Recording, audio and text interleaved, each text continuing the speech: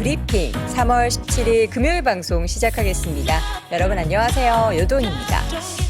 저 어제 3대 지수가 초반에 좀 빨간 웅덩이가 보였는데 계속해서 상승폭을 키워가더니 모두 장중 고점에서 마감을 했습니다. 이렇게 급반등의 배경은 역시나 이제 위기를 좀 해결을 해 나가는 실마리들이 시장에서 전달되면서 이러한 또 반등이 나타나서 어쨌든 금요일 시장 우리가 조금이나마 편안하게 맞이할 수 있을 것 같습니다. 잠시 후에 어떻게 마감이 됐나 확인을 해보도록 하겠고요.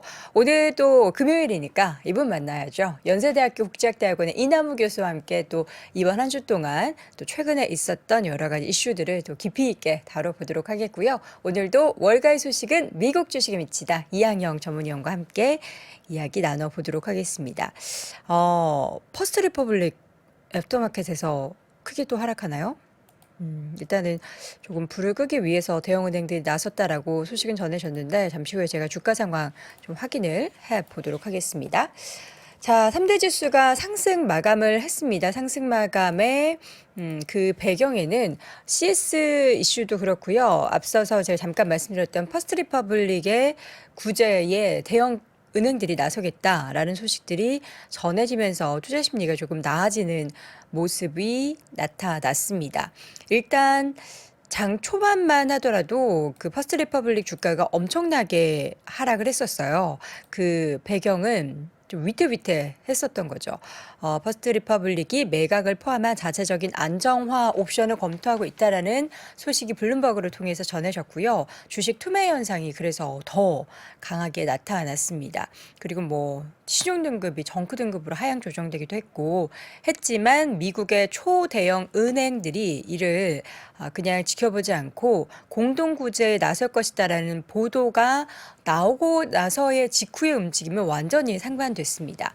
월스트리트 저널에서 보도된 내용을 보면 미국에서 가장 큰 은행들이 총 250억 달러, 약 33조 원 이상을 투입해서 이 퍼스트 리퍼블릭을 구제하는 방안을 논의하고 있다라고 전해지면서 시장은 바로 3대 지수가 반등을 더 그 폭을 키워가는 모습이 나타났고요. 지금 성명서를 통해서 전해진 내용을 보면은 미국 11개 은행들 300억 달러, 그러니까 기존에 보도됐었던 내용은 250억 달러였는데 300억 달러, 우리나라 돈으로 40조 원을 투입해서 공동으로 구제하기로 했다라는 내용들이 전해졌습니다. 이번 조치에 대해서 미국 은행 시스템에 대한 신뢰를 반영하는 것이다라고 또 평가를 내놓기도 했고요. 4대 은행으로 꼽히는 JP모건 체이스, 그리고 시티그룹, 뱅크 오브 아메리카, 웰스파고가 각각 50억 달러씩 투자하기로 했고요. 골드만삭스와 모건 스탠리는 각각 25억 달러씩, 그리고 이 밖에도 US 뱅코프, 트루이스트 파이낸셜 등등 기업들도 모두 은행들도 각각 10억 달러씩 투입을 하기로 결정을 했습니다. 그런데 월스트리트 저널에서 나온 또 다른 커멘트를 보면 어떤 구제 협상이라고 해도 주가 하락과 예금자 이탈이라는 퍼스트 리퍼블릭의 당면한 문제를 해결하는 데는 도움이 될 수 있다라고 전했습니다. 말씀하신 대로 퍼스트 리퍼블릭이 장중에 장 마감이 9%, 10% 가까이 반등을 하면서 마감이 됐는데요. 지금 애프터마켓의 움직임은 다시 25%대 크게 하락을 하고 있습니다. 추가적인 내용들이 전달이 됐는지는 좀 확인을 해봐야 될 것 같습니다. 그리고 또 전날 CS, 크레딧 스위스 뱅크의 위기에 대해서도 스위스 정책 당국에서 이 CS에 대해서 유동성을 지원하겠다라는 소식이 투자자들을 조금이나마 안도하게 만들었고요. 무디스의 한 연구원의 말을 빌면 스위스 국채에 대해서 유지하고 있는 최상위 등급 평가에 만족한다라는 코멘트를 했고요. 이에 따라서 안전자산 선호 심리가 다시금 좀 줄었습니다.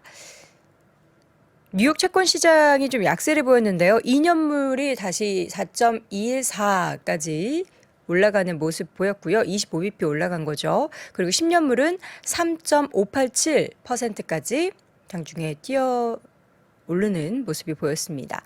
달러 인덱스는 104.20까지 좀 떨어지는 모습이 나타났고요. 그런데 이러한 좀 안정을 다시금 조금이나마 되찾은 것에 대해서는 안심하기는 이르다. 아직은 그 불확실성을 둘러싸고 있는 여러 가지 변수들이 나타나고 있기 때문에 아직은 잠깐은 우리가 어휴 괜찮아졌나? 하지만 완전하게 안도하기는 이르다라는 겁니다. 지금 22에서 통화정책회의가 열렸는데 이게 좀 약간 이례적이었죠. 지금 상황 속에서 과연 그 크레딧 스위스 뱅크의 사태 속에 25bp 혹은 동결 이런 쪽을 좀 생각했었는데 예상 밖으로 빅스텝의 결론을 내놨죠. ECB가 기준금리를 3.5%로 50bp 인상을 했습니다. 25bp 인상에 대한 관측설이 나왔지만 그러나 예상을 깨고 50bp라는 빅스텝을 단행을 하는 모습이었고요. ECB 총재의 발언도 인플레이션과 나는 단호하게 싸우겠다. 불확실성이 줄어들었을 때 물가 상승 기조를 유지한다면 추가로 또 인상에 나설 여지가 있다라고도 이야기하면서 최근 그 CS 위기설에 대해서는 뭐 필요한 모든 대응 조치를 할 준비가 돼 있다라고 이야기했고요. 은행권에 대해서도 이 금융위기가 있었던 2008년 당시보다는 훨씬 강한 상태다. 그러니까 굉장히 큰 문제라고 생각은 하지 않는 것 같습니다. 자, 그리고 개장 전 발표됐었던 노동지표 내용을 보면요. 호조를 보였습니다. 인플레이션이 여전히 좀 늘 쓰이는 단어죠. 끈적끈적 스티키하다라는 방증이었는데요. 노동부가 발표한 지난주 신규 실업수당 청구 건수는 19만 2천 건으로 발표되면서 월가 전망치였던 20만 5천 건을 하회를 했습니다. 신규로 직업을 구한 분들이 많아졌다라는 거죠. 그리고 이 때문에 다시금 지금 50bp에서 뭐 동결까지 여러 가지 레인지가 펼쳐지고 있지만 중간값 25bp의 베이비 스텝의 가능성이 점점 더 높아지는 상황이었습니다. 국제유가는 그동안 계속해서 좀 크게 하락을 했는데요. 밤 사이에는 조금 올랐습니다. 배럴당 0.93% WTI 기준으로 68달러 선, 그러니까 항상 7, 80달러 왔다 갔다 했는데 지금은 반등하긴 했어도 68달러 선 정도에서 마감이 됐다라는 거 정도 전해드립니다. 자, 맵을 보도록 하겠습니다. 어제 시장의 반등은 빅테크 쪽에 좀 강하게 집중이 됐습니다. 어제 나스닥 지수가 2% 넘게 올랐고 S&P와 다우 지수가 1%대, 특히나 이제 다우 지수도 1.7% 올랐는데요. 금융주 반등에 좀 영향을 받은 거죠. 마이크로소프트가 무려 4% 넘게 올랐고요. 오라클 어도비 주가도 크게 올랐습니다. 어도비는 5.9%대 큰 폭 상승, 그리고 애플의 주가도 1.8% 올랐고요. 반도체 주들도 어제 굉장히 좋았어요. 엔비디아, 인텔, 퀄컴, 마이크론 등의 종목들이 모두 지금 4에서 크게는 6% 이상까지 상승을 했는데 어제도 뭐 계속 뭐 마이크로소프트도 그렇고 챗GPT 얘기가 시장에서 화두가 되고 있습니다. AMD는 무려 7%나 올랐네요. 자, 그리고 구글 주가도 와 이렇게 오르는 거 되게 오랜만인데요. 4% 넘게 오르면서 100달러 선을 다시 회복하는 모습 보였고요. 메타가 최근 3거래일째 굉장히 흐름이 좋죠. 3% 넘는 강세 보이면서 204달러 선까지 올라갔습니다. 디즈니의 주가는 1%대, 그리고 넷플릭스의 주가도 2% 넘게 올랐고요. 아마존의 주가도 100달러 회복을 했습니다. 3.99% 올랐고요. 테슬라도 2%대 강세. 그러나 필수 소비재 쪽에서는 타겟 정도를 제외하고는 월마트는 0.97% 하락, 그리고 달러 제너럴은 2.96% 정도 쉬어가는 모습이었습니다. 국제유가는 반등하긴 했지만 에너지주들은 크게 뭐 반응을 보이지는 못했습니다. 엑스모빌의 주가는 0.5% 소폭 하락했고요. 쉐브론의 주가는 0.3% 소폭 올랐지만 옥시덴탈 페트롤리움은 계속해서 워런 버핏의 지분 확대 소식과 함께 3.94% 반등을 했고요. 자, 좌측으로 쫙 넘어와서 은행주들 보도록 할까요? JP모건 1.94%, 뱅크 오브 아메리카 1.6%, 웰스파고, 시티그룹도 모두 1%대 올랐고요. 그러나 찰스 슈왑 같은 경우는 2.8% 전날에 좀 급등 뒤로 쉬어가는 모습, 그리고 모건 스탠리, 골드만삭스 등의 종목들도 함께 올라가는 모습 보였습니다. 버크셔에서의 주가도 1.39% 올랐네요. 자, 그 밖에 이 옆에 있는 또 다른 이제 금융 관련된 섹터도 모두 좀 진한 초록불을 켰다라는 것을 함께 확인해 볼 수가 있었습니다. 자, 전반적으로 이제 급반등에 나섰던 주요 배경은 흔들리고 있는 은행을 계속해서 십시일반 이렇게 모으고 해가지고 지켜내고 있는 상황입니다. 근데 이게 박댐에서 물이 터질 때 막고는 있는데 이게 터진 댐이 한 군데인지 또 여러 군데가 될지는 모르기 때문에 계속해서 이슈가 더 터지지 않도록 확산되지 않도록 하는 게 가장 중요할 것 같은데 좀 더 우리는 완전한 안도보다는 조금 지켜보는 그런 자세를 취해야 될 것 같습니다. 자, 잠시 후 심층 인터뷰 바로 이어갈 텐데요. 연세대학교 국제학대학원의 이남우 교수와 함께 다시 돌아오겠습니다. 자, 과연 또 이남우 교수님은 최근에 이런 금융권의 사태에 대해서 뭐라고 말씀을 하실지 저도 궁금합니다. 바로 만나보도록 하죠. 연세대학교 국제학대학원의 이남우 교수와 함께합니다. 교수님 어서 오세요. 네, 안녕하세요. 네, 일주일 내내 사실 기다렸습니다.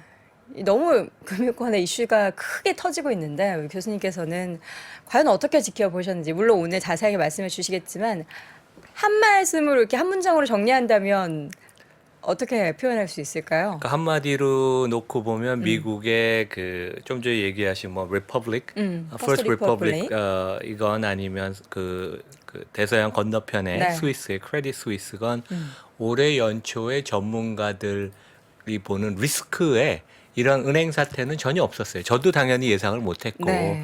그래서 참 이게 금융시장이라는 게 예측 불허하다.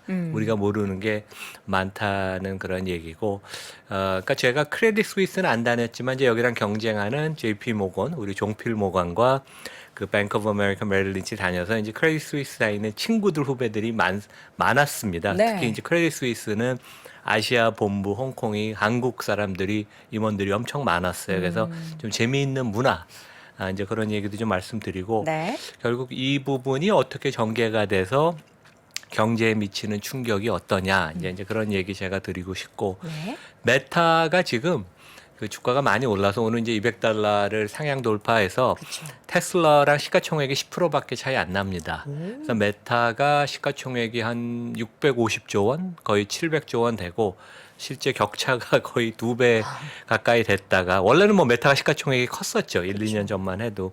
근데 지금은 시가총액이 좁혀져서 메타가 진짜 주가가 많이 오르고 있어서 뭐 구조조정이라는 거는 참 안타깝고 전체 직원의 지금 뭐 작년 11월부터 치면 한 25% 이상 나갔거든요. 그 가족들도 힘들고 그러는데 결국 기업이 비용을 줄이고 포커스를 안 되는 것은 주주한테는 좋은 건데 결국은 이 다른 회사 같으면 그분이 집에 가셨어야 되는데 그분은 오히려 건재한 게 하지 이게 않죠. 결국 거버넌스가 메타가 제일 미국에서 안 좋은 회사 중에 하나라고 이제 평가를 받는데 차득 의결권 문제거든요. 제가 네. 전에도 한번 얘기했는데 최근에 메타 구조조정 얘기 그다음에 거버넌스 얘기 좀 하겠습니다. 네. 그리고 이제 마지막으로는 국내에서도 최근에 관심이 많고 저도 이제 제 유튜브 영상을 찍었는데 우리가 그 뭐 배터리건 전기차건 보면 전체 그림을 잘 봐야 되거든요. 결국 이것은 전기차, 미래 자동차에 대한 그 테마에 대한 플레이인데 우리가 전 세계적으로 보면 어느 정도 이 시장이 되고 이익이 얼만큼 나고 거기서 우리나라 배터리 회사들의 위상이 얼마인지 그걸 알고 투자를 해야지. 조금 최근에 보면 너무 그 쏠림 현상이 너무 많아서 저도 걱정이 돼서 이제 전 세계 그림을 그리고 제가 국내 얘기도 좀 하고 이렇게 연결시켜서 좀 마지막 제가 토픽을 말씀을 드리겠습니다. 알겠습니다. 자, 그럼 주제 하나씩 열어보도록 하겠습니다. 최근 불거졌던 금융권에 있었던 이 파산, 부도 보시면서 이게 가장 중요한 거는 아까도 우리 채팅창에도 말씀하시고 저도 표현했던 것처럼 구멍이 이렇게 한 두세 개 지금 나 있잖아요. 근데 그걸 어떻게든 막긴 했어요. 근데 이게 더 커져서 이게 댐이 무너질까 봐 걱정이 되는데 그 정도 그러니까 사태까지는 지금 오늘도 이제 얘기 나오는 게 우리 그림 띄워주시죠. 그러니까 요 그림은 뭐냐면 2001년 이후로 은행, 그러니까 우리가 보통 얘기하는 커머셜 뱅크, 그러니까 증권회사 빼놓고, 그러니까 리먼은 빠져 있습니다. 거기 네. 투자은행이니까. 그러니까 이제 예금을 받는 은행들의 이제 부도를 매년 이제 집계한 건데, 이 빨간 선은 부도난 은행 횟수. 개수, 그죠? 그죠? 우리 금융 위기 2008년, 9년, 10년에는 뭐 150개. 왜냐하면 미국의 은행이 한 4천 개가 넘습니다. 그래서 오늘도 전문가들 나와서 얘기하는 게 과연 미국의 은행이 5천 개나 있을까? 근데 우리는 또 금융당국은 은행을 지금 늘리겠다고 하시는데 네. 뭐 그게 어떤 얘기인지 잘 모르겠지만, 근데 하여간 지금 금년 들어서는 은행의 부도가 이제 3개가 있었고, 하지만 그 은행들이 꽤 나름대로 덩치가 커서 그 총 자산 규모로 보면 금융위기 때랑 비슷할 정도로 상당히 뭐 의미가 있는 거예요. 그래서 이제 지금 오늘도 토론이 이루어지는 것은 개별 은행을 이렇게 예금자를 보호하는 게 맞는지, 그렇죠. 아니면 은행 시스템, 지금 이제 아까도 예금보험공사 전 사장을 했던 여성분이 블레어라는 분이 나와서 얘기하는 게, 지금은 실제 은행의 문제에 있는 것보다는 심리, 그런 불안한 심리이기 때문에 오히려 블랭켓 어프로치, 그러니까 모든 은행의 예금을 다 일시적으로 의회의 승인을 받아서 보호를 해주자. 네. 그게 이제 심리를 안정시키는 효과가 있어서 그 전공법을 가야지 하나하나씩 해주는 것은 결국 개별 은행 밖에 있는 또 다른 타겟이 항상 나올 수 있을 테니까 그것에 대한 논란이 있고, 결국은 이 부분은 이제 의회에 또 승인을 받아야 되거든요. 전체 시스템을 다 개런티를 해준다는 것은 이제 그런 논의가 지금 되고 있습니다. 그래서 그런 얘기가 된다는 얘기, 그 다음에 이제 오늘 보면 퍼스트 리퍼블릭 같은 데는 실제 샌프란시스코 시내에 다니다 보면 골목골목 되게 많아요. 그래서 이제 로컬 커뮤니티를 서빙하는 그런 은행인데, 이제 그런 은행들을, 특히 퍼스트 리퍼블릭은 오늘 아까 말씀하신 것처럼 JP 모건 이런 데가 이제 총대를 메고 한 3, 40조 오늘 유동성을 공급해 준다는 그 얘기가 나와서 조금 심리가 살아나긴 하는데 상당히 살얼음 걷는 것 같습니다. 그렇죠. 예. 지금 이러한 일들이 벌어졌던데 가장 큰 이유는 사실 처음에는 저 SV뱅크는 돈이 필요한 기업들이 내가 예금했던 거 좀 줘봐, 나 돈 없어, 이거였는데, 시장에서 보면은 지금 다 투자자들이 예금하는 것보다 채권 투자하는 게 지금 돈 더 그렇죠. 되지 않아? 그렇죠. 예. 이런 분위기가 네, 형성이 네, 돼서 네. 결국에는 이런 사태가 좀 빚어진 것 같다고. 그러니까 국내가 우리 뭐 감독 당국은 예금이 낮다 그러는데 미국은 1% 금리가 거의 없습니다. 오. 그러니까 진짜 미국은 예대차 금리 차가 더 많아요, 되게. 그래서 여기 그림을 보시면 은행 전체 시스템의 예금 집계인데, 코로나가 나고 나서 재정이 풀리면서 받은 긴급 재난지원금 같은 걸 개인들이 또 쓰질 않았죠. 집에 있었으니까 조금 어마어마하게 예금이 불어났고 돈을 주체를 못했어요. 그래서 이제 실리콘밸리 뱅크도 뭐 총자산이 100조 원 이런 게 200조 원이 되고, 거기는 특히 이제 스타트업들이 IPO 붐이 불면서 자금이 2021년에 더 많이 유입이 됐죠. 그런데 말씀하신 것처럼 금리가 올라가고 미국 정부 채권 금리가 4%가 넘고 기업체 중에 조금 크레딧이 안 좋은 건 6, 7%까지 올라가면서 이게 미국은 1년 예금을 해도 금리를 하나도 안 주니까 자금의 이탈이 있었고 예금의 이탈이 있었고, 여기 보시면 이제 작년 말부터 좀 꺾이기 시작하죠. 그렇죠. 근데 대형 은행들, JP 모건, 뱅크 오브 아메리카 이런 데는 끄떡이 없습니다. 근데 이제 좀 작은 지역 은행들 이런 데들이 좀 매력도가 떨어지면서 자금의 이탈이 있고, 이제 그런 부분이 이제 충격이 더 있었던 게 뭐 우리가 아는 시그니처 뱅크, 실리콘밸리 뱅크, 그다음에 퍼스트 리퍼블릭 이런 데들. 특히 이런 데들은 한 뭐 10,000불, 20,000불, 100,000불 이내 소액 예금 이제 이런 데보다는 이제 거액 예금, 기업 뭐 이런 데가 많아서, 그런 데들은 이제 한번 버튼 누르면 자금이 다 이탈이 되니까. 그래서 이제 그런 상황이었습니다, 되게. 자, 그래서 그래서 이제 미국 상황은 결국은 의회까지 아마 가야 될 것 같고요. 그렇게 다 한번 십시일반 모은 돈을 집행하려면요. 예, 그러니까 그게 뭐 의회 승인을 받을 수 있는지 못 받을 수 있는지 상당히 토론을 많이 거쳐야 될 것 같은데, 만약에 그럼 승인이 안 날 수도 있는 건가요? 승인이 안 나오면 이제 개별 각계 전투를 하겠죠. 근데 하여간 이렇게 한번 심리가 흔들리면 이것이 회복되는데 워낙 오랜 시간이 걸리고, 네. 얼마 전 이제 제 후배인데 스탠더드 차터드 본사의 사장급 은행 임원을 했던 후배 얘기도 보통 은행이 한번 망가지면 살리는데 10년 걸린다 그러거든요. 그러니까 시티도 지금 구조조정을 하는데 5년이 넘었습니다. 네. 국내도 소매금융을 폐쇄하잖아요. 그래서 이 금융권이 한번 무너지면 심리가 다시 돌아오는데 오래 걸리기 때문에 진지한 논의를 할 것 같고 네.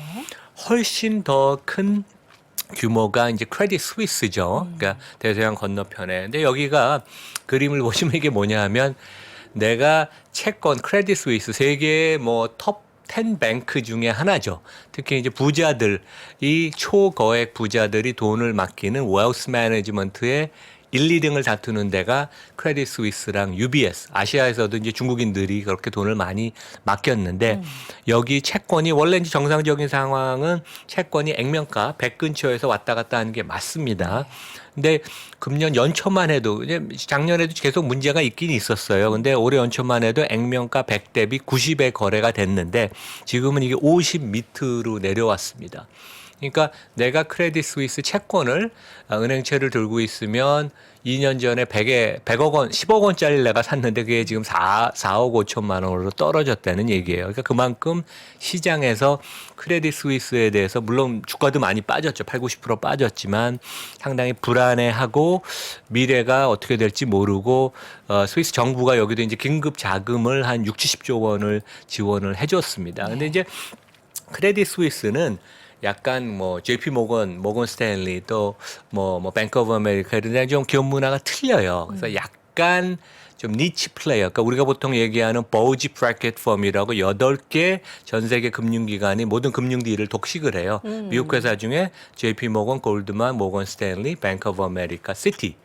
그게 이제 진짜 독식을 하고 유럽에서는 도이치와 UBS, 크레딧 스위스를 껴주는데 네. 크레딧 스위스가 되게 독특했던 게 옛날에 90년대에 아무도 미국 큰 대형 증권사가 실리콘밸리 사무실을 크게 안 열 때 여기가 처음 열어서 그 IT 90년대 그 테크놀로지 딜을 다 독식을 했었어요. 그만큼 남보다 빠르고 그러면서 똑똑하고 그런 장점도 있는데 네. 여기는 주식 부문에 있어서는 영업이나 리서치보다는 오히려 주식 매매를 처리하는 엑스큐션이라고 하거든요. 그러니까 주문 매매 처리하는 거. 이제 그거는 IT 인프라가 있어야 되는데 거기에 투자를 많이 해서 실제 한국도 외국인 주문에 여기 1등을 마켓시어를 한동안 되게 많이 했었습니다. 그만큼 주문 처리를 많이 하고 큰 헤지펀드 주문을 많이 처리했는데 그게 재밌는 게 되게 성과급 문화가 좀 강한데요. 그래서 옛날에 보면 가령 한국에 그 엑스큐션 데스크에 5명이 있는데 네. 그 전에 400만 불 보너스를 5명이 받았는데 그 다음에 성과가 별로 안 좋아서 그 전체 보너스 풀이 300만 불로 주면 네. 5명이 모여서 회의를 합니다. 네. 우리 5명 중에 1명이 그만두자. 그래야지 남은 4명, 그러니까 내 손가락을 자르는 거죠. 아니 그러면 그건 가위바위보로 정하나요? 그거는 아니면 어떻게 거수로 정하는지 정하나요? 모르겠습니다. 근데 약간 정해서 큰 네. 문제 없이 1명이 나가서 그 사람은 딴 데 취직을 하면 되니까 그만큼 어떻게 보면 진짜 이게 약간 좀 마초한 그런 그분들은 또 독특한 자신감이 있는 거죠. 독특한 일단. 그런 문화가 있는 그러니까 보통 우리가 얘기하는 금융기관하고는 조금 더 틀린 그런 문화가 있어요. 근데 반면에 또 초거액 부자를 상대하는 웨alth 매니지먼트는 세계에서 제일 큰데 이제 여기 다음 페이지를 보면 제가 아까 말씀드린 그 초대형 네. 미국과 유럽의 그 금융기관 지주사들의 시가총액 지금 CS가 12조 원입니다. 그래서 그 바로 밑에 제가 국내 상장 지주회사 시총하고 했는데 당연히 국민 신한보다는 시총이 적고 지금 이제 하나은행 수준인데 이게 이제 그만큼 문제가 있다는 거죠. 그래서 시장은 CS가 실제 이 그 자산 쪽에 파생 상품이나 투자된 부분을 현재 가치로 마크투마켓을 하면 거의 자본 잠식이 아닌가 그렇게 생각을 하는 거예요. 그래서 아까 채권도 액면가 대비 45%밖에 거래가 안 되고. 그래서 실제 작년 4분기에 예금이 한 150조 원이 이탈이 됐었어요. 3달 사이에. 지금도 되고. 그래서 상당히 만만치가 않고 여기는 그 순이익도 작년에 적자가 많이 났지만 지금 예금이 이탈이 되면서 자산이 너무 줄고 있어요. 그래서 그런 점이 상당히 걱정이 되고 최근에 이제 며칠 사이에 이제 블룸버그에서 나온 것은 고객의 이탈을 막고 신규 고객을 유치하기 위해서 500만 달러 이상, 우리나라 돈 한 65억쯤 됩니다. 그래서 이 정도를 새로 갖고 오는 신규 고객한테는 6.5% 금리를 제시를 해서 그만큼 이제 되게 어렵다는 얘기죠. 그래서 그 지금 해외 쪽에 활동하는 좀 후배들한테 제가 물어봤어요. 그래서 방법이 살아날 수 있는 방법이 있냐 그랬더니 이제 도이치뱅크 같은 데가 되게 어려웠는데 굿뱅크, 배드뱅크 나누고 주식 부문은 다 문을 닫았거든요. 이제 그런 식으로 그러니까 화끈한 구조조정을 하면 혹시 살아날지 모르는데 크레딧 스위스가 혹시 그 크레딧 스위스는 다른 도이치뱅크나 이렇게보다 파생 상품을 또 많이 합니다 여기가. 그래서 이제 그것을 정리를 하다 보면 너무 복잡하고 시간이 많이 걸려서 어떻게 될지 모르겠다. 근데 지금 얘기 나오는 것은 UBS랑 크레딧 스위스를 합치는 얘기도 스위스 정부가 나서서. 근데 UBS는 상당히 상황이 괜찮거든요. 그래서 멀쩡한 은행하고 좀 망가진 데를 합치는 것도 또 좋은 솔루션은 아니어서 어떻게 될지 모르고 하여간 이것은 당장 해결은 안 되고 미국의 금융위기와 마찬가지로 크레딧 스위스의 사태는 계속 몇 달 동안 최소한 지속이 될 것이다. 이제 그렇게 보면 되겠습니다. GS 사태 사실 작년부터 계속해서 우리 시장에 잊을만 하면은 그렇죠. 불거졌었던 얘기라서 근데 또 잠잠해진 줄 알았더니 이번 은행 사태 터지면서 또다시 불거져서 과연 언제 좀 그 명확한 해법이 나오고 진정이 될지 이게 또 하루아침에 진정되는 문제가 아니라서 이것도 계속 질질 끌고 가야 될 수면 아래 악재가 될 것 같습니다. 지금 사실 시장 상황이 급락 그리고 반등 오히려 근데 급락할 때보다는 반등을 더 많이 이어가서 또 4천선 가까이에서 계속된 등락을 보이고 있습니다. 그렇다면 또 높다 이렇게 얘기할 그렇죠. 텐데. 그러니까 주가가 상당히 더 많이 조정을 받을 것 같은데도 오늘은 이제 IT 종목들 빅테크 같은 경우는 3, 4% 막 5%씩 올랐어요. 그래서 시장 전체로 보면 제가 작년 뭐 가을부터도 계속 하던 얘기인데 크게 변하지는 않은 것 같아요. 올해 내년 기업이익이 되게 어렵기 때문에 내년에 뭐 하반기에 조금 회복될지 모르지만 지금 S&P 오늘도 회복이 돼서 3,960인가 3,940입니다. 그러면 이제 퍼가 17배면 주가가 의미 있게 올라가긴 상당히 어려운 상황이다. 근데 작년에 주가가 너무 많이 빠져서 여기서부터도 추가 하락은 그렇게 많지 않아서 시장은 횡보를 하지만 개별 종목 업종은 많이 움직이는 그런 어떻게 보면 스톡 피킹을 할 수 있는 그런 국면이다. 이제 그렇게 올해 내내 전개가 될 것 같습니다. 네. 자, 스탁 피킹 뭐 이 종목 하고 계신지 모르겠습니다. 사실 작년 그리고 올 초에 월가에서 픽을 막 종목 한두 개씩 하잖아요. 거기서 메타가 상위에 굉장히 많이 올라왔어가지고 메타가 왜? 그랬는데 최근에 반등을 보면은 다 구조조정 이꼴 주가 상승 이런 게 약간 공식이 돼가지고 그게 배경인 건지 아니면 뭔가 메타의 변화가 진짜 나타나고 있는 건지가 궁금해요. 근데 뭐 어차피 주가는 장기적으로 기업 이익을 따라가는데 네. 그게 매출이 증가하든 비용을 감소시키든 아니면 재무 구조를 변화시키든 하여간 그러한 컨비네이션을 만들어내는 거니까 그 자체는 문제가 없고 연초에 보통 올해 오를 종목을 고를 때 작년에 제일 안 좋은 것을 고르면 확률이 높습니다. 이제 그런 것 때문에 이제 그런 것 같고 네. 여기 제일 위에 보면 제가 8K라고 했잖아요. 그래서 이제 우리 투자가분 중에서도 열심히 하시는 분들이 이런 거 관심이 있을 텐데 분기 보고서는 10Q, 연례 보고서는 10K, 그다음에 임의 보고서라고 그래서 중요한 이벤트인데 회사가 즉시 공시를 해야 되는 걸 8K라고 그래서 이제 메타 홈페이지 가면 이런 걸 찾을 수 있습니다. 그래서 이제 이틀 전이죠. 이틀 전에 이제 저커버그가 그 메타그룹 그 임직원들한테 보낸 걸 보면 올해 이제 우리가 그러니까 뭐 몇 달 사이에 한 10,000명을 추가적으로 해고를 하고 원래 5,000명을 신규 고용하려는 계획을 일단 그 무효화했다. 그래서 이제 우리가 정확하게 이게 어느 정도 되냐 하면 작년 10월에 메타가 종업원이 한 87,000명쯤 됐습니다. 근데 이제 11,000명 13%를 줄인 게 76,000이 됐고, 근데 그 사이에도 또 공식 구조조정 말고 또 나간 사람도 많고 줄이기도 했어요. 그러니까 시시각각. 그래서 이제 추가로 10,000명을 줄이면 아마 전체 종업원이 65,000명이 돼서 전체 한 25%. 그러니까 거의 어디 한 30% 인원이 감소가 돼서 실제 생산성은 당연히 높아지고 그다음에 언더퍼포머들이 상당히 있었습니다. 그동안 워낙 회사가 좋고 업황이 좋기 때문에 묻어서 들어간 사람들 이제 그런 사람들 이제 정리하는 건데 뭐 실제 회사가 구체적으로 얘기를 했죠. 그래서 수조 원 비용이 금년에 절감이 된다. 근데 그만큼 이제 기업 이익으로 반영이 되는 거니까 그래서 하여간 포커스 생산성 평평한 플랫한 조직 이런 거에 효율성에 맞추겠다 그러니까 뭐 주주 입장에서는 반길만 한 건데 일반적인 경우에는 이 정도의 사람을 내보낼 정도면 이사회에서 그 CEO를 먼저 내보내죠. 당연히 책임을 물어서. 미국은 이사회가 모든 정권이죠. 한국도 보면 이번에 이제 SM의 이사회를 놓고 싸운 건 아니었습니까, 되게.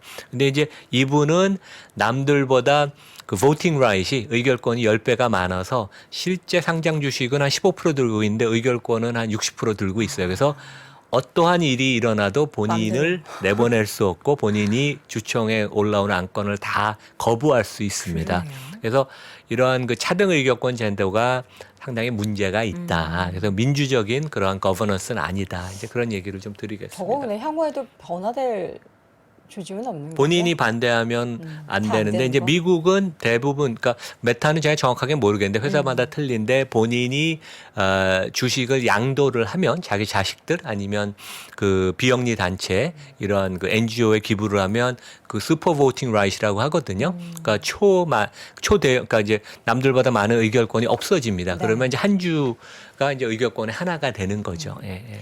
알겠습니다. 자, 마지막 주제 이제 넘어가도록 할 텐데 이제 전기차, 배터리 요즘에 뭐 한 최근 2달 사이 한 짧게면은 한 달 사이에 테슬라 주가 올라가면서 국내 시장에서도 배터리 그렇죠. 관련된 종목들이 같이 엄청 올랐어요. 예, 예. 근데 그 생태계나 향후 전망을 봤을 때 지금 이렇게 올라가는 것에 대해서 교수님 어떻게 생각하시는지.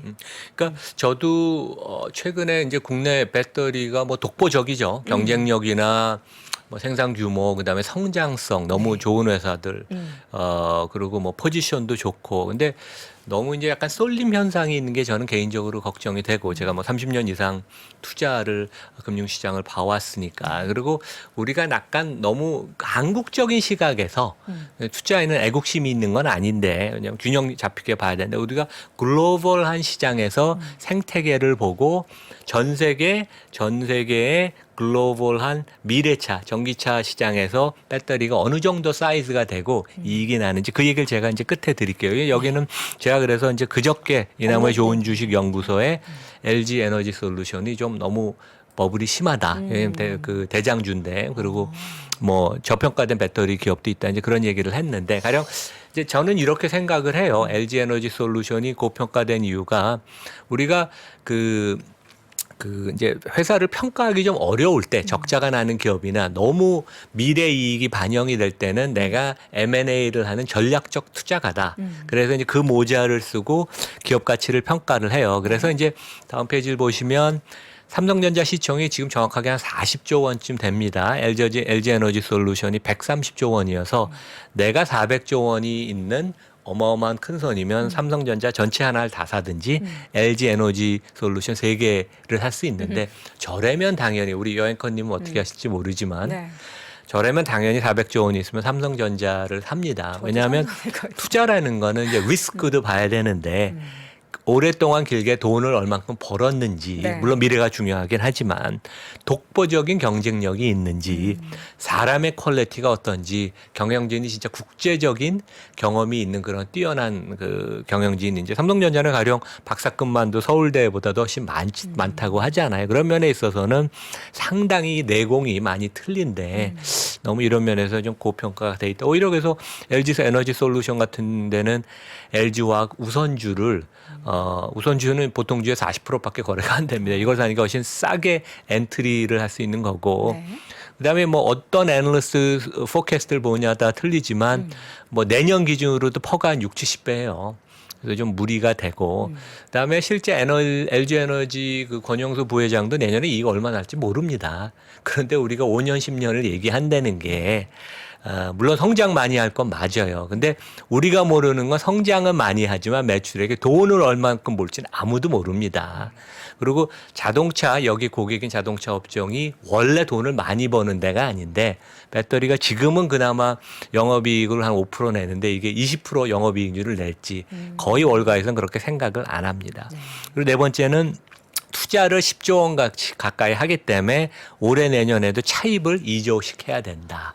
그러니까 현금 흐름이 만만치가 않다는 거죠. 그다음에 최근에 뭐 LG 그 경영권 분쟁, 가족끼리 그런 걸 봐도 거버넌스가 좀 취약하다. 그래서 우리가 이제 다음 페이지를 보면 이제 제가 이 얘기를 하고 싶었는데 그 골드만이 만든 그 자동차의 그 전 세계 에코시스템에 들어와 있는 모든 상장사를 나열한 거예요. 그래서 우리가 보는 지금 꽂혀 있는 배터리라는 건 그 중에 상당히 일부분이다.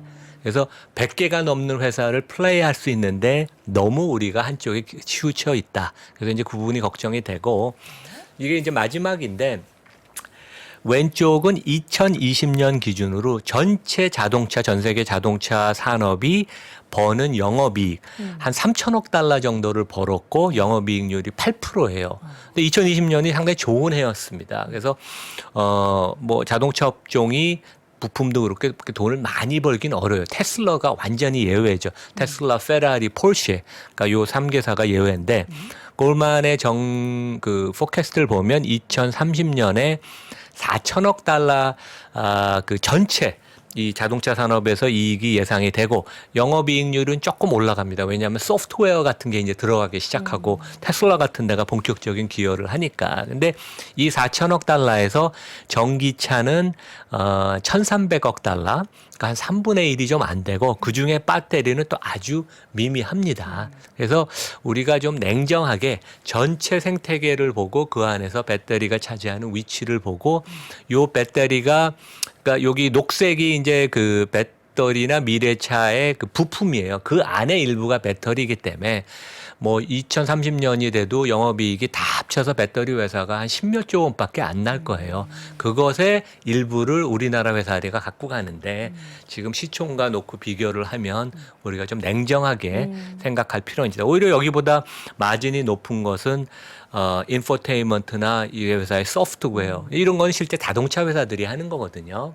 배터리는 특히 자본 집약적인 산업이어서 월가에서 밸류에이션을 높게 안 쳐줍니다. 왜냐하면 투자를 많이 하는 데는 국제금융에서는 밸류에이션을 오히려 할인을 합니다. 그래서 그런 점을 우리가 좀 냉정하게 해야지 된다. 이제 그런 말씀을 드리겠습니다. 알겠습니다. 저희가 이제 짧게 컴팩트하게 정리를 해드린 건데요. 요 관련한 영상이 조금 더 이제 심층적으로 이나무의 좋은 주식 연구소에도 업로드돼 있으니까요. 여러분들 함께 체크해 주시길 바랍니다. 자, 지금까지 심층 인터뷰 연세대학교 국제학대학원의 이나무 교수와 함께했습니다. 교수님 고맙습니다. 네, 감사합니다. 월스트리트 모닝 브리핑 한국투자신탁운용과 함께합니다. 네, 월스트리트 모닝 브리핑 함께하고 있는 시각 7시 10분 지나고 있습니다. 이번에 월가의 소식 미국 주식에 미치다 이항영 전문위원 함께할게요. 어서 오세요. 네, 안녕하세요. 네, 이항영입니다. 반갑습니다. 자, 오늘 시장의 급반등 장중에 초반에는 조금 빠지면서 시작해서 네. 걱정을 했는데 바로 다 우리 도와줄 거야 이렇게 했더니 그러니까요. 스위스 국영은행인가요? 거기서도 도와주고 또 한쪽에서는 큰형들이 야, 내가 돈 좀 넣어줄게. 기다려봐 하면서 또 미국은행 살려준다 얘기하니까 올라갔는데 아주 주가 좋잖아요. 그쵸. 하나 더 축하할 일이 있습니다. 뭐요? 말씀드려드릴지 모르겠는데요. 화면 준비해봤습니다. 네. 자축할 일이 하나 있습니다. 어떤 걸요? 자축해 주시면 저한테 박수 쳐주셔야 돼요. 네네, 알겠습니다. 박수 한번 치세요. 뭐 미리. 네, 축하합니다. 뭔데요? 요즘 다 세상이 어렵잖아요. 어저께 같은 날에 예비 욕만 먹거든요. 어저께 같은 날은. 오늘은 또 좀 그래도 여돈의 시장 켜도 반등했습니까? 네, 저희가 승진했습니다. 아니 이게 미주비의 네. 굉장히 큰 경사인 거죠? 그렇죠. 네. 저는 승진한 적이 없어요. 어저께 부사장님이 얘기하는데 승진 얘기하더라고 제가 내년이나 후년쯤에 승진 한번 고려해 주겠다고 얘기했거든요. 저는 승진한 적이 없어요. 한 번도. 최근 15년 이렇게. 아니 근데 이게 단계가 어떻게 되는 거예요? 열매에서 가지로 가고 가지에서 나무까지 가는 거예요? 예, 뭐 최종은 숲인데 어. 숲은 이제 가려면 뭐 2년 정도 있어야 될 거야. 한 10만 넘어가면 되는데 일단 박수 쳐주신 분들도 없는 것 같은데. 아니 여러분 박수 좀 함께 쳐주세요. 사실 이거를 뭐야 저게 무슨 의미인데 하실 수도 있는데 우리 또 두 분께서 네. 꽁냥꽁냥 이어서 계속 네. 키우고 계시는 나무가 큰 숲이 하나 있는데 거기서 이제 가지가 돋아났다. 예전에 제가 관여했던 네. 건 숲이에요 이미. 근데 우리는 이제 아주 또 새싹부터 시작했거든요. 새싹 가야죠, 시작했죠 이제. 가지가. 가야죠. 예. 아 그리고 하여튼 축하드립니다. 말씀드렸다시피 또 하나 축하할 일이 있어요. 이제 네이버에 미줌이 안 치시고 미국 주식에 미치만 쓰더라도 저희가 보입니다. 아 하나씩 가야죠. 완전하게 찾아오신 거군요 이제. 이미 갖고 왔는데 이제 그거는 네이버에는 많이 검색을 해야 되거든요. 아직 네이버 미주미만 치면 아직 안 되는데 그것도 언젠가 갖고 오겠죠. 그러니까 이건 네이버에 그냥 인공지능으로 가는 거거든요. 네. 네이버에 그냥 미국 주식에 믿지만 해도 되겠고 하여튼 넘어가겠고요. 축하드립니다. 네, 감사합니다.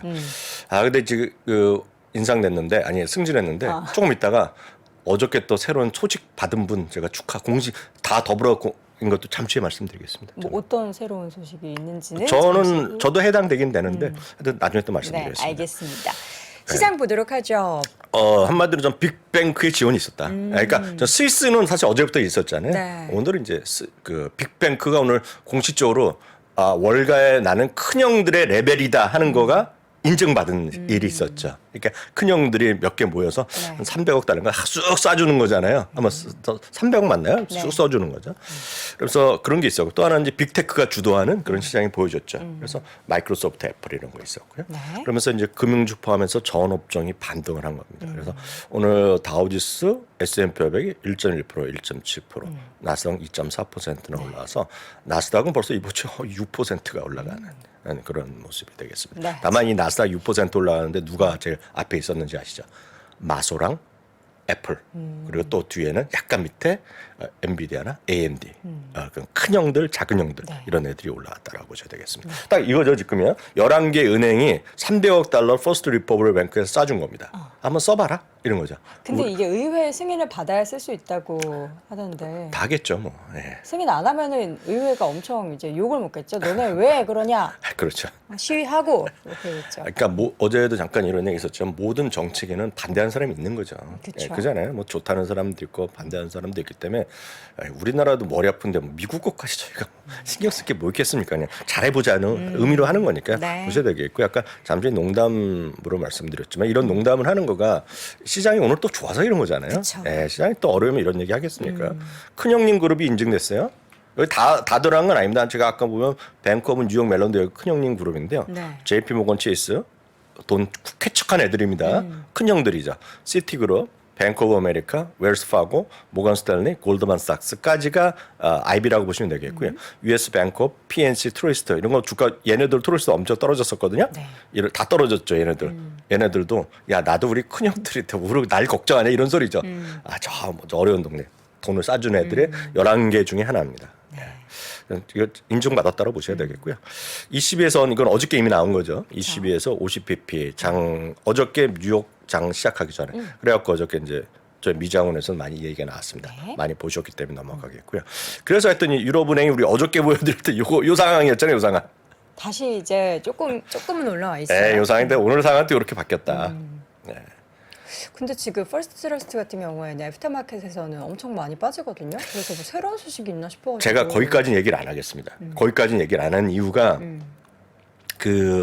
일단 거기에 주주분은 별로 없으시라고 보고 있어요. 다만 우리나라에서는 이 틈을 이용해서 매매하시는 분이 꽤 있어요. 그래서 예전에 실버게이트도 있고 이번에 그 SVB도 그냥 목요일 날 미국 시간은 목요일 날 사신 분 엄청 많아요 우리나라에.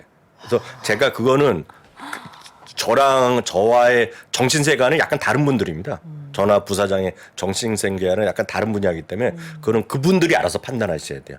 그러니까 저희는 어제도 말씀드렸다시피 투기를 원하는 사람이 아니라 진심으로 미국 주식을 장기 투자하시는 분 원하기 때문에 저 뭐 그거에 대해서는 제가 코멘트를 이유가 없습니다. 진짜 그건 잘 모르겠습니다. 그런 쪽은. 네.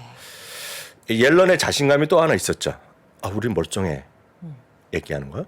옐런 장관의 멀쩡하다는 거. 그러니까 이건 자신감도 분명히 하나의 메시지를 줬죠. 물론 이렇게 얘기하신 분도 있어요. 왜냐하면 우리나라가 IMF 들어갈 때 보면 기억하시는 분들 계시겠지만 대통령 이하 수많은 사람들이 멀쩡하다 다 그랬어요. 그렇지만 날라갔잖아요 우리나라가요 그 당시에. 그래서 어떤 분들은 이런 것도 저걸 어떻게 믿어 하는 분이 있는데 그 부분들도 우리가 뭐라 할 수가 없어요. 그런 분들의 시각은. 하여튼 미국의 일국의 재무장관 이런 자신감을 필요했다는 것 자체도 시장에 약간 자신감을 줬다라고 일단 이해하시면 되겠고요. 그러다 보니까 50ppl 유럽에서 올렸고요. 미국에 지금 조금 살아나가니까 바로 요즘 완전히 동전 뒤집기보다 더 빨리 움직입니다. 지금요. 그쵸. 지금 25bp 금리 인상률이 80.5%로 급등했습니다. 그잖아요. 그래서 지금 보시면 어저께까만 하더라도 야 이거 동결 아니냐? 그리고 노무라는 마이너스 25bp 했잖아요. 근데 지금은 이렇게 돼 있고요. JP 모건은 지금 이번에 3월 올리고 5월까지 올린다라는 얘기가 JP 모건이 얘기했고요. 전체적으로 보면 지금 시각은 이번에 한 번 올리고 끝나지 않겠느냐라는 시각이 아직은 많다. 다만 말씀드렸다시피 이 시각의 변화가 동전 던지기입니다. 동전을 위아래로 하잖아요. 그만큼 지금 급등락을 계속하고 있다라고 보니까 변동이 크다라고 보셔야 되겠고요. 그러다 보니 10년물과 2년물도 이렇게 움직이기가 쉽지 않거든요. 이렇게 확 내려도 확 올라가고 이게 뭡니까 지금 이게 10년물과 2년물에 딱 이것도 하루 반의 추입니다. 하루 반. 딱 이 그림이 하루 반이거든요. 이런 그림이 움직입니다. 그래서 지금 채권 시장의 변동성이 15년 만에 최고라고 합니다. 채권 시장 자체의 변동성. 그래서 이건 진짜 잘 보셔야 되겠습니다. 자, 달러도 미국 달러는 큰 움직임이 없었어요. 그 어저께 좀 반등했고 오늘도 약간 그런데 이거는 말씀하셨던 대로 지금 이것이 계속 끝난 일이냐 아니냐에 따라서 하는 거죠. 또 유럽도 끝난 일이냐 아니냐에 대한 논란이 많은 거죠. 그러니까 그렇게 일단 이해하셔야 되겠고요. 금값은 오늘도 약간 강보 합세를 유지하고 있어요. 워낙 보면 금값이 좀 떨어져야 되잖아요. 지금요. 좀 시장이 조금 안정된다고 네. 하면. 근데 금값이 이렇게 올라가는 거고 꺾이지 않는다는 것 자체는 지금 말씀하셨던 미국의 그런 은행 주가 움직임, 그 유럽의 이런 것들이 현재 진행형이라고 생각하는 것 때문에 지금 안 떨어지는 겁니다. 지금요. 그러니까 만약 현재 진행형이 아니라 과거 쪽으로 가면 이거 떨어지겠죠? 네. 상식적으로는 떨어지지 않겠습니까? 이거요? 유가는 연중 최저 수준을 또 가고 있습니다. 어저께만큼은 아니지만 계속 저점을 계속하고. 반등을 하긴 했어도 70달러 선을 다시 회복은 못 하죠. 그렇죠. 회복 못 하고 있죠. 요게 이제 저희 박스권이었잖아요. 박스권이 지금 4개월 지어졌는데 박스권이 이탈한 상태거든요. 지금은 요것만 보더라도 요 유가 흐름 그리고 금값 보면 약간 그렇게 재미없는 모습이 되겠고 유가가 이렇게 내려가는 것 자체는 어찌보면 경기의 위축을 우려하는 거기 때문에 지금은 골드만삭스에서도 얘기를 했지만 지금은 리세션의 확률이 훨씬 커져 있다. 네. 이렇게 좀 빨라질 가능성이 있다라고 보셔야 되겠습니다. 다음 주식을 대표적인 주식 형님들, 큰형님들, 완전 큰형들이죠. 빅테크의 큰형님들. 애플이 1.8%, 마이크로소프트 4.0. 아무 의미는 없지만 이게 우리 연중 최고치입니다. 연중으로. 종가 기준 최고치예요. 마이크로소프트 4% 올라갔고 종가로 보면 최고가고요. 애플도 최고가입니다. 지금요. 알파벳, 아마존 4.3%, 3.9% 이런 것들이 끌고 가면서 어제 오늘 이번 한 주에 나스닥의 6% 상승은 이들이 갖고 온 거죠. 그러니까 시가총액 큰 것들이 반등하면서 끌고 올라오는 것이 이런 네 종목이었다라고 일단 이해하시면 되겠습니다. 연중 흐름이 애플이 벌써 이렇게 20% 넘게 오래 올랐어요? 그러니까 이게 작년 거로 보면 형편 없잖아요. 그쵸. 그렇지만 연초 대비를 보잖아요. 연초 대비를 보면은요. 마이크로소프트 15%. 이건 연초 대입니다. YTD입니다. YTD. 작년 1년이 아니라요. 그래서 올해 어떤지를 한번 보자는 거죠. 마이크로소프트가 15%, 애플이 24%, 알파벳이 12%. 알파벳은 나스닥이 약간 졌어요. 네, 그렇지만 아마존 알파벳은 적지만 아마존 16%, 나스닥 12%라는 요건을 이기고 있죠. 그렇죠. 지금은 시장은 전형적인 1번 애들이잖아요. 1번. 그러니까 1번 먼저 가는 겁니다. 지금 1번이 먼저 가야지 1번, 2번, 3번, 4번인데 좀 3번, 4번까지 갈지에 대해서는 전 자신 없고 하여튼 1번, 2번이 지금 선방을 하고 있는 건 천만다행이다라고 보셔야 되겠고요. 잠깐 말씀드렸다시피 골드만삭스는 12개월 내 리세션 진입 확률이 25에서 30% 올렸고요. 뱅크 오브 아메리카가 금년 3분기에서 그 다음부터 3분기 정도를 3분기, 4분기, 내년 1분기까지 리세션인데요. 지금 아마 조금 빨라질 가능성이 크다라는 얘기를 하고 있죠. 그래서 근데 지금 이게 뭐 나쁠 건 아닙니다. 지금 하여튼 근데 빨리 가고 좀 안정되게 가면 좋았는데 지금 너무 안 가는 것도 문제일 수 있죠. 여튼 그런 것들 때문에 시장은 약간 여전히 반등하더라도 이렇게 뭐 강세장 확 진입되거나 그러기 아주 쉬운 건 아니다라고 말씀드립니다. 그래서 다시 한번 확인드리면 내일 오전에요. 중요한 세미나가 있다는 걸 말씀드렸어요. 그래서 저희가 미리 예약해놨기 때문에요. 내일 오전 10시에 미국 주식임치 TV에서 이런 주제로 너무 성장 기술점 오지 말라는 그런 관점에서 우량주 토픽 11인데요. 저희가 사실 이거를 저희가 잠시 후에 사전 녹화를 할 거거든요. 그래서 다음이 다 되면 아마 부사장의 계획은 오늘 미장원 끝나고 바로 그때 방 끝나고 나서 그 안 주무신 분 계시잖아요. 아, 공개하실 거예요? 네, 그게 다 편집이 다 끝나면. 아, 네. 혹시라도 편집이 끝나면 오늘 밤에도 공개하고 오늘 밤에도 미장원 끝나고 라이브 끝나서 붙어서? 11시 반 정도 바로 한다는데 그거는 이제 저희가 하는 게 아니라 PD 분이 또 작업을 해줘야 되기 때문에 하여튼 그게 하더라도 하여튼 내일 10시에 또 하겠습니다. 네, 스트리밍 할 알겠습니다. 테니까요. 그때 보시면 되겠고요. 성장 기술지를 제외한 우량주 토픽 11 확인하고 싶으신 분들 꼭 체크해 주시고요. 네. 오늘 시장에서 특징적인 기업들 몇 가지 보자면 반도체 쪽에서 가장 많이 오른 게 AMD가 7% AMD도 올랐고 올랐어요. 이제 뭐 인텔도 다 올랐겠죠. 올랐죠. 근데 하여튼 AMD가 지금 최선봉에 서 있는데요. 어찌됐건 그 엔비디아보다 덜 올랐죠. 어찌됐건 그러면 AMD가요. 엔비디아는 그러니까 4% 이번 바닥부터 엔비디아는 더블 났잖아요. 네. 근데 이거는 아직 그 정도. 뭐 더블 이것도 낮다고 볼 수 있지만 힘으로 보면 엔비디아 더 훨씬 많이 올랐고 엔비디아는 뒤에 챗 GPT 형님을 확 밀어 올라왔잖아요. 네. 오늘 형님 단어 많이 쓰네요. 네, 그렇죠. 예. 근데 보면 이거는 전체 점유율인데 그 중에 고성능 쪽이면 AMD가 확실히 이기고 있죠. 위가 이제 인텔이고 이건 전체 칩의 시장입니다. AMD가 이제 상당히 빠르게 올라가고 있고. 점유율. 네, 그리고 이제 고성능은 AMD가 훨씬 이기고 있는 것 되겠고요. 여전히 15명 매수, 중립은 7명, 22명 전체 경쟁 여전히 보이고 있겠고요. 이거조차도 지금 모닝스타 기준으로 보면 약간 오늘 올라서 지금 많이 좀 붙어 있죠. 붙어 있죠. 상당히 벌어진 구간이다. 라고 보셔야 되겠습니다. 작년 이때랑은 이때는 상당히 이 주가가 상당히 비싸잖아요. 네. 이게 이제 강세장의 흐름이라고 보시면 되겠는데 지금 약세장에서는 그렇게까지 뚫고 올라가기엔 쉽지 않은 구간이 많습니다. 그래서 특히 적정 주가에 대해서 오늘 뭐 또 자주 기회가 될 때마다 시간 될 때 보여드리겠지만 적정 주가의 기준, 특히 약세장에서의 적정 주가의 의미를 보셔야 될 것 같아요. 네, 그래서 강세장에 들어가면 적정 주가 보는 사람이 별로 없어요. 네. 이건 이상한 사람이라고 보고. 그때 진짜 꿈과 희망의 목표 주가를 보거든요. 근데 지금은 좀 이게 많이 벌어져 있으면 여러분들 특히 물린 분들 있잖아요. 뭐 어떤 주식인 간에 내가 지금 모닝스타 기준 적정 주가보다 순전히 아래 있다 그러면 버티시는 게 맞다라고 보시면 좋을 것 같습니다. 물론 여유가 있어야 되겠죠. 레버리지 일으킨 분들은 좀 버티기가 쉽지 않습니다. 지금요. 어도비. 이건 오타가 났는데요. 어도부가 아니라 어도비요. 6%가 올라갔는데요. 딱 이거죠. 어도비 크리에이티브 클라우드. 이거 저희 US 스탁은 쓰고 있어요, 그거요. 왜냐하면 마이크로소프트 365는 많이 쓰잖아요. 그 구독하는데 어도비는 이제 하나하나 사서 쓰거나 하나씩 구독할 수 있지만 그쵸. 조금 하다 보면 두세 개 쓰면 쓰거든요. 예를 들어 프리미어나 포토샵, 그 러시 이런 것들 그런 거 다 한꺼번에 쓰는 것들이거든요. 그래서 저희도 쓰고 있는데 저희도 여기에 들어가 있네요. 바로 이게 요금이 얼마예요? 저희가 한 달에 한 5, 60불 나요. 꽤 비싼데 그냥. 한 7만 원, 6만 원, 7만 원 하는 거예요? 저는 기억 못 하는데 한 달에 한 50불 정도 하지 않나요? 안 써봐서 모르겠어요. 왜냐면 이게 그 하나면 뭐 프리미엄만 하나 쓰면 한 2, 30불 정도 될 수 있는데 다 쓰고 포토샵도 쓰고 다 이것저것 쓰잖아요. 그 러시 같은 거 쓰시면 계실 것 같습니다. 이게 좀 편하게 쓸 수 있는 거거든요. 모바일에서도 다 쓰시는 분들은 그래서 50불인가 그럴 거예요. 어떻게 정확한 기억은 모릅니다, 제가.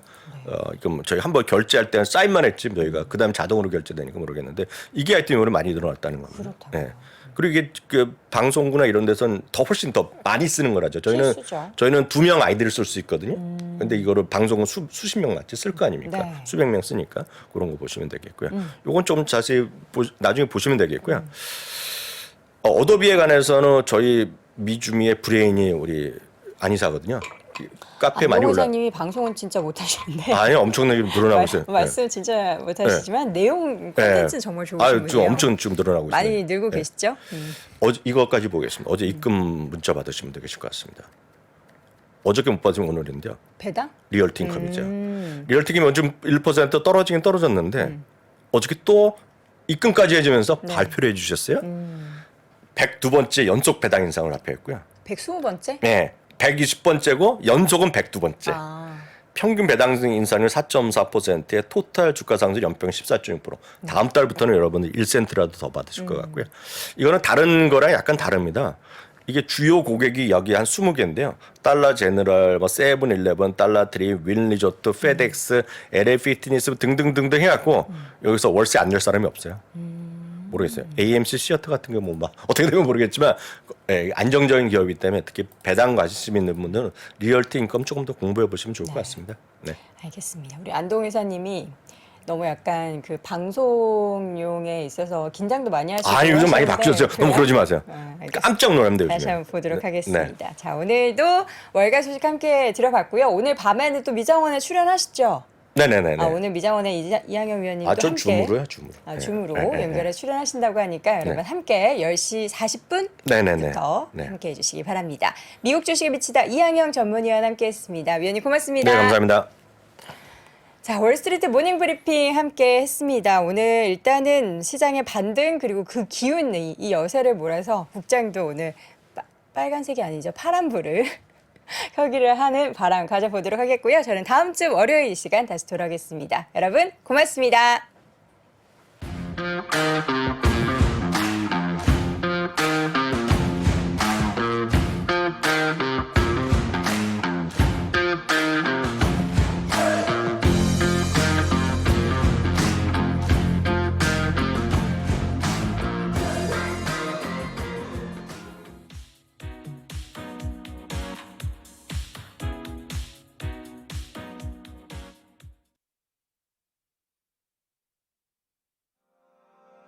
장 시작 전부터 종료까지 쏟아지는 수많은 뉴스와 정보들. 이 중에서 어떤 것이 투자의